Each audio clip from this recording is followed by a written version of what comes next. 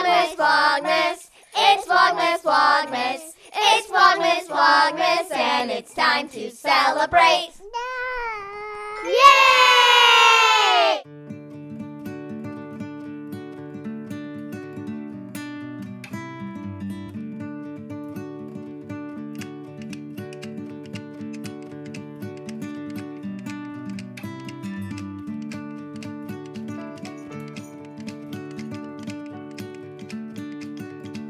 So Teddy right now is a very cute baby, and I love just cuddling up with two littler boys like Duncan and Luke, and just holding Teddy and doing Christmas lists. So yeah, I love holding him for like an hour and then just giving it to Mom, and then she'll nurse him and stuff. It's really nice. I love having a baby brother. Yeah. What's it like to have a little brother? Yeah. It's good? When I'm holding him, it's just amazing. I just feel like I have another baby brother. And I love holding him because he's so light and he's so cute and amazing. When I'm with Teddy, it's super fun. Earlier today, I got him to sleep. I swaddled him with this really cozy blanket, and then I put him in his swing thing, and he fell right to sleep. Well, first of all, I'm covered right now, and I've seen people ask if this is how I usually am when we're just around the house. And no, it's not. I nurse uncovered around the house, but I do have a nursing cover whenever we film. So it's funny because you guys kind of see something that consistently on your end that isn't what it looks like for us, which I think is really interesting. Yeah, it's just when the camera's out or we're at my sister's house. Yeah, you use the nursing cover. Yeah, if I was in public, but we just haven't been in public for this baby's lifetime much except doctor's appointments. Yeah, you've probably used a nursing cover less for Teddy than any other baby. Luke, yeah, and Luke, I barely used a nursing cover too. And I used to love, I'd have all these nursing covers, and the last two babies, I really haven't used them. So Teddy nurses. He will take bottles. I pump bottles on occasion, or I have this Haka, and it's fantastic for expressing milk. And Christopher goes on these adventures, which he's been vlogging. I think he goes on these dad of 6 adventures and gives me a little time, which I really appreciate. Sometimes I don't take all 6 all the time. Sometimes I'll take just the 3 littlest ones. Sometimes I'll take a mix. Yeah. But it's been really, actually, I like giving him a bottle. It's a nice bonding time that with some of the kids I didn't really get a whole lot of time to do that. I have a lot of trouble pumping and expressing milk, and with Teddy this time around, maybe it's because I did so much of it with Luke or something. I actually have a little bit of supply that I've built up. With the other kids, I have never had that. I've never been able to keep up with it enough. So I think I have a few bottles. Right now, I think what do I have? 15, 20 bags? Yeah, there's a bunch of bags. Yeah, I have a bunch of bags of pumped milk. It's so cool. And I really do love the Haka. So if you're curious about that, look into it, because for me that's been really helpful. And I like the bags we're using this time around. We'll put an image of it here. I'm not sure what it's called, so it's this. I like it because you can write the date and the name, the usual stuff on it, but they store really nicely. They have a little guide on it. I don't know if we've talked about this, but they have a little guide saying if it's not been refrigerated, it can last this long. If it has been refrigerated, because I never remember that stuff. I'm always asking Jessica, and I've got a little cheat sheet. I will say, I was just talking to Colleen and telling her to get those, and they were out of stock. Well, if you're watching this when they're back in stock, now you know what they are. So Teddy does feed really well. He seems to be gaining weight well and his height well. Everything's just right, kind of on track. The day we post this video, he has a doctor's appointment. And you know what? Because I wanted to add his height and weight to the video today, but I won't be able to do that. But I will put it in an Instagram post tomorrow. I already took the picture on his blanket, so I totally missed it for his 2nd month. But I have a little blanket that has 2 months, 3 months, and I did it for his 1st month. 100% was thinking about it and stressed about it all the 2nd month. Didn't get there, and exactly when he turned 3 months old, I got some great little smiling photos of him on his blanket. Speaking of smiling, he is smiling so much. He loves, anytime Bailey comes into the room, he lights up and smiles at her. He'll smile if we sing to him and giggle sometimes. He's a happy little smiley baby. Yeah. Yeah, you big smiles. You have big smiles. Oh, big smiles. Yeah, big smiles. He's so fun. He has such a cute smile too, because he's like a giant smile, and he has this big dimple right in here, Mhm. and he has a little dimple on this side, I think. Really adorable. He's really cute. And he does a little giggle. It's Yeah, like this like deep like kind Yeah. of giggle. He also has been babbling a lot, like trying sounds out, which is really fun to hear too. He's got a cute little voice. As far as sleep, it's such a funny day to talk about this because he didn't sleep well last night. No. But I really do think he's probably going through a growth spurt or something, because like this is the funny thing about this stage, like newborn stage, is because your baby won't sleep one night and it's like disastrous, and you're like, oh, my baby doesn't sleep and they'll never sleep again, and what did we do and what's going on? And then like 2 days later they have the best sleep of their lives, and you're like, whoa, my baby's an amazing sleeper. You're like telling everybody my baby sleeps through the night. And It's usually like a growth spurt or teeth coming in. Like Yeah. those are the two things, or they're gassy. yeah, and you But- know what's cool now? Now everybody talks about leaps. Leaps? Yeah, this is us being old parents. Oh, so they don't call it a growth spurt anymore? They call it a leap? No, I think they have both. Oh, okay. You want to sit in my lap? Wanna say hi? Okay, come on up here. You want to We're- be up here? We're talking. Yeah. We're talking about Teddy. Yeah. Yeah, Teddy's cool, huh? Yeah, you like Teddy? Camera. Yeah. Yeah, Teddy's right there. There he is. You like Teddy? Yeah. Yeah, is he a good little brother? So they call it leaps now? That's the So thing? I haven't looked at it a lot, but I think what it is there's the growth spurt that they have, and then they also go through like mental leaps. And it's actually, Oh, yes. when I did look into it, I was like, oh, okay, that's cool. I kind of thought the term was like, I was like, meh, whatever, leaps. And I was like, kind of like old person, whatever about it. And then I actually looked into it, and I was like, okay, that seems pretty legit. But they talk about how they go through these like almost like learning milestones. So instead of just the actual physical growth spurt, it's more of like a mental spurt. Yeah. Why didn't they call it mental spurt? I think spurt's a weird word. I think leap is probably better. I think the youngsters are doing it right. You don't want to, I don't know. You don't want to do a mental spurt? No. So one thing about Teddy is that he does spit up a lot. And it's not to the point where we're like medically concerned at all. But it's just funny because like I'll pull him off and be like, okay, he needs to burp. And I can feel that he kind of needs to burp. Like his body feels like a little full and tense. And I won't even burp him. Like I'll hold him and he'll be like, bleh. It comes out in the like right away, right after he nurses, straight up as milk.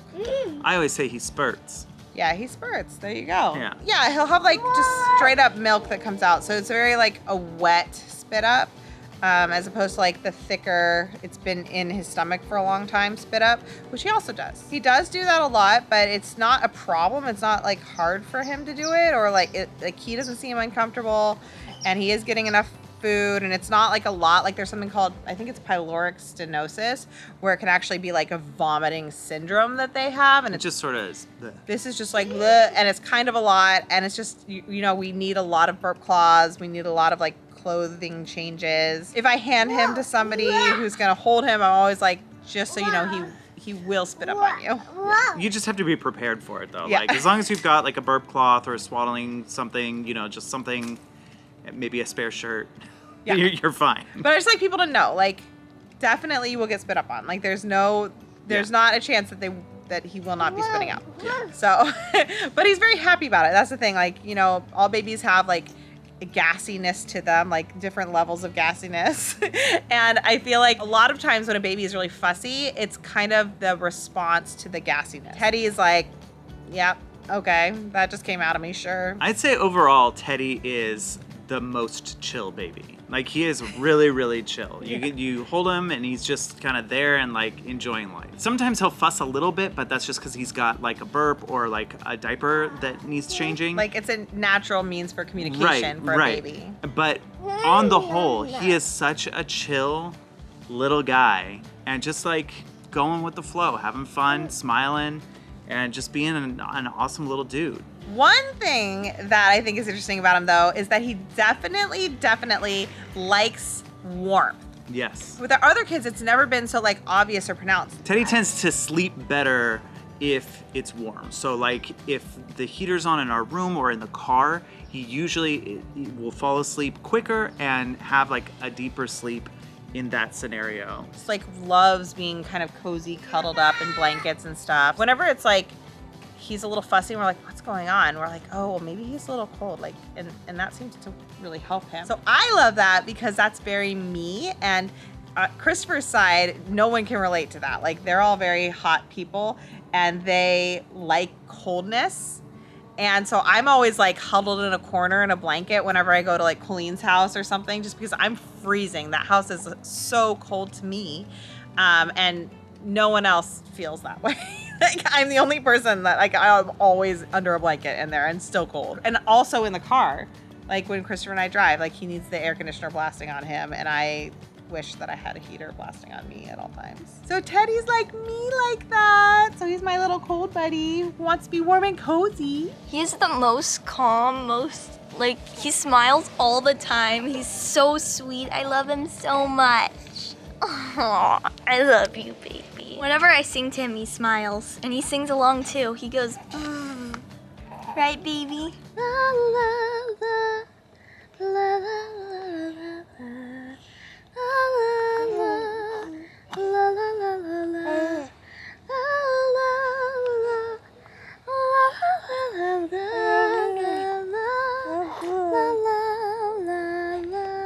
Teddy makes me feel greater than great. I like to hold him. Let him stick next to me. That's it. What else should we say about you? There was something I was just thinking. In the car, the kids are always trying to be the one sitting next to Teddy. Like they all want to sit next to Teddy and take care of Teddy on the car rides. Teddy loves going on walks, so we'll put him in the stroller. We've got a double stroller. Luke's usually in one, Teddy's in the other, and then whoever wants to come with us walks next to the stroller. But he loves it. He's always like quiet in there and looking around, big huge eyes. Yeah, he's so fun because he's just like, he's very chill, but then if you look at him and like just give him attention, he usually just like, yeah, like he's very responsive when you do like try to interact with him, which is super sweet. And I feel like that's kind of it with Teddy. He's either oopsies. He's usually like eating or sleeping or just like hanging out and smiling at you. And maybe puking every once in a while. Maybe puking every once in a while. Spit up. But yeah, it's not like we spend a lot of time like pacing around a room with him. I feel like we've had those baby experiences where you spend a lot of time like trying to make them happy. And I feel like he's just generally very content. Yeah. So look at this little guy. Hi, I'm so cute. I am so cute. Do I need to check? He's just like, oh, me? Look at him, he's just adorable. So my instinct is always to do a baby update and to only focus on the baby. But today I wanted to actually also talk about where I am at 3 months postpartum. And postpartum just means after you've delivered a baby. So this is also my little postpartum update. I have to say, I feel like this pregnancy was probably my second hardest recovery. My first hardest, I'm gonna say, was Bailey's, just because it was my very first time. I'd never felt the different things that you feel after having a baby before. And so there was so much unexpected and unknown and so many things I was learning as I was doing it. And it wasn't bad. Like, I haven't had any really terrible recoveries, but there's a learning curve and there's a lot of little surprises and things that are happening with your body while you're also caring for a newborn that, take a toll on you. So with Teddy, I had kind of a dream birth. I was able to have him relatively unmedicated. I had Pitocin, and that helps shrink my uterus because I've had so many babies and I've got a little flapping in the wind uterus and they want to make sure I don't hemorrhage, so it's very important to do it. I did have that Pitocin, but I didn't have the epidural, which, while it's amazing and such a relief for so many people, it can also have some side effects that can be a bummer. So right off the bat, I didn't have any of those side effects, and any of the things I was feeling wasn't related to an epidural. So it was just completely from me. And I also didn't have any tearing. So overall, like right away, I was like, this is gonna be an easy recovery. I'm gonna just kind of jump right up and be fine. I feel like I was like that with Luke. Luke was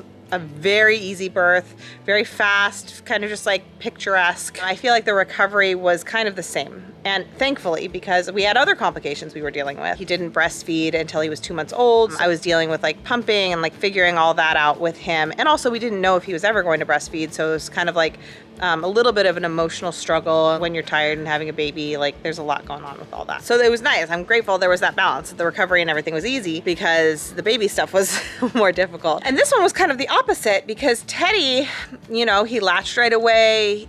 A lot of things were very simple with him. He did have jaundice and that was kind of a lot, but thankfully, again, we've been through it before. I don't think it took as much of a toll on Christopher and I because we were like, yep, okay, jaundice again, instead of like, jaundice, which was kind of how it felt in past times. That's one of the benefits of having a lot of children is you are able to take some things that you've dealt with a little bit more in stride. Just naturally, just because you've dealt with it before. When it's all your first, it's so hard. I've had people come up to me with only one baby and be like, oh my gosh, I only have one baby and I think it's hard. I can't believe you have, you know, however many babies you have. And I always say, one baby is hard. Like one baby is so hard. And also your first child is so hard because you're still learning so much. Like every single thing that's confusing or new to you, you know, you're looking up, you're asking about. There really is this like weight behind not knowing something and having to learn about it that I don't think anybody is like ever talks about with having a baby and being a new parent. Just that part alone, like you're doing something new and every step of the way you're like, am I doing this right? Is this, should I research this? Do I need to ask about this? And having to constantly kind of question yourself and figure out like what works for you and your family and your baby is a huge part of why that time can be hard. I mean, there are a lot of other reasons why it's hard. And just having that additional stress that's kind of a constant hum in your life is really hard. So I'm grateful that we're at this point where we have an idea of how we'd like our lives to function with baby in tow. And we kind of also have an idea of how we answer the complications that happen when you have a baby. So we know relatively how we want the sleep set up. We know relatively like how we're gonna have me feeding, or if we're going to, you know, breast or bottle feed, or like just all those, those are the big ones, but there are like a million little tiny things that come up throughout the day that like, I don't even think about anymore. And I do remember when I first had Bailey being like, oh my goodness, how am I going to nurse in public? Like what's that setup gonna look like? And like really debating and like thinking about it and like being concerned about other people's opinions, which like, I don't mean this in like an aggressive or rebellious way at all. Like,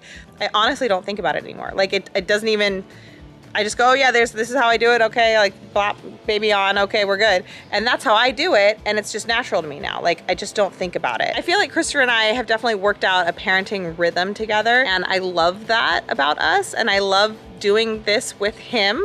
I love that it is really hard, but I feel like we can anticipate each other's next moves and we just kind of like, it's this beautiful rhythm of parenting a baby and now lots of kids. There are some hiccups still, like a learning curve with 6, but in general, like I love us together. I love how we've learned to navigate this stuff together. And we don't need to talk in the middle of the night and debate things generally. Like we just know exactly what the other person's gonna do and how we're gonna do it. We know our own routines for all this stuff, which is really nice. So I just realized I said that this was my second hardest recovery. So I need to explain that.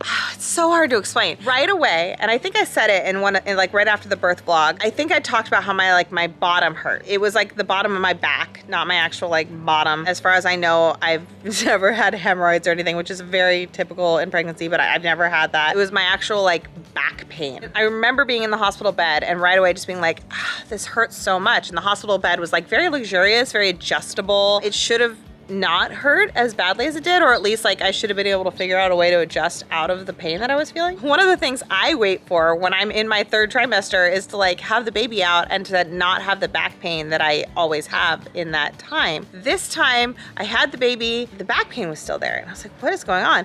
And I started going to the chiropractor like very soon after Teddy was born and very frequently. And I kept having that pain. And I was like, okay, well, I guess it's the relaxin moving out of my system, but it'll probably be gone in a week or two. Then my neck went out.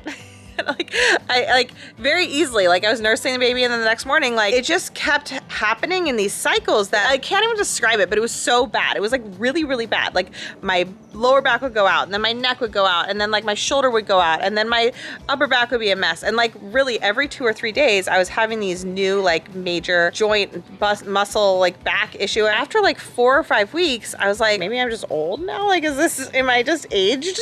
Like, did I come out of pregnancy just a year older and now like this is what my body does? I was starting to get worried. This was my major issue. Like I had no actual physical recovery from the birth. And I went to it's supposed to be a 6-week postpartum visit with my OBGYN, but I think mine was at like 5 weeks. And I was like, what's going on? This is normal, right? Like, do you get this from a lot of pregnant people? Like that they are just like, their body's kind of always out of whack. And they were like, no.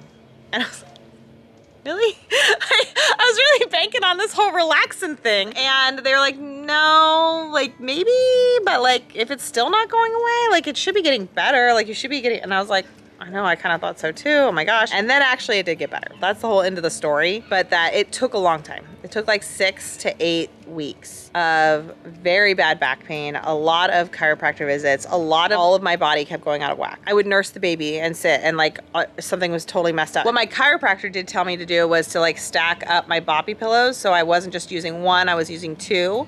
And that helped right away. After that, like my shoulder and my neck issues started were much better in the next couple of days. And then I think just naturally, I do think it was my relaxant. I think that relaxant was pumping. And I think maybe it's because I'm a little older. Like, I don't know. Certainly, like, I don't know if that was a factor or not. But I will say with Luke, I was older-ish too. Like, so I don't want to put, I don't know if I should put blame on being 38 years old or not, because with Luke, I think I had him when I was either 35 or I was 36. There are people who would think like, oh yeah, that was old, but I felt great. I really had a great recovery with him. So I just think everything in pregnancy is like individualized to the person, to the circumstance, to the moment, and that just is what it is. I'm sure there are sometimes like when age is a factor, but I don't know that that is really what was going on. I just know that I was in so much pain and constantly, and now I just started feeling great. That's the end of the story. I think just a week and a half ago, I was like, I have energy today. And I had energy and I could move around and I could walk around my house and I could go on walks and I could do all these things that I've been really scared that I wasn't gonna do again. So I did have that like emotional element too, where I've been like, what if I'm just broken? Like, what if I'm done? I'm so glad to feel like this energy that I haven't felt in so long. It's so nice after this year of pregnancy and then that 3 months of like baby time to now be like, oh, I'm back. Like, here's me again. And I also feel like a little less foggy, though I am still totally mixing up my words all the time. Like yesterday's vlog, I watched it and I was like, oh, I didn't think I said those words. Those are different words than I thought came out of my mouth. And it's funny because it took me watching the vlog to even realize it. And it's kind of a bummer when you make videos and you want to communicate something to people and then you watch after the fact that like the words you thought you were saying are like not the words that came out of your mouth. And that kind of sums up the last foggy 3 months for me. But a little bit of that will also be around for the rest of my life because that's how life is sometimes. But it felt like a lot this last few months. So that is Teddy at 3 months old and me at 3 months after Teddy. And we're really excited because he will have another first tomorrow. It is his first day of December, and that means his first advent calendar. So we have our advent calendars all set up, so many of them. And we did end up getting Teddy his own special advent calendar, and I'm really, really excited about it. It's super cute. I think it's more for us than him at this time, but he'll get to watch the video someday, and I hope he'll see this and like, I don't want to say what it is yet. I think his is like one of the ones that's still a surprise. So I feel like it will create a keepsake for him, so he'll be able to go back to these videos and be like, oh yeah, my first Christmas, hey! So I'm really looking forward to that. And Merry Christmas, basically, because it's December tomorrow, so happy days. Hi. Let's talk about what we learned today. We learned that when you have this many babies, you get a flapping in the wind uterus. We learned that it's not called a mental spurt. And finally, we learned how Teddy makes Duncan feel. Greater than great, Space Million. Thanks for watching, everybody. We'll see you next time.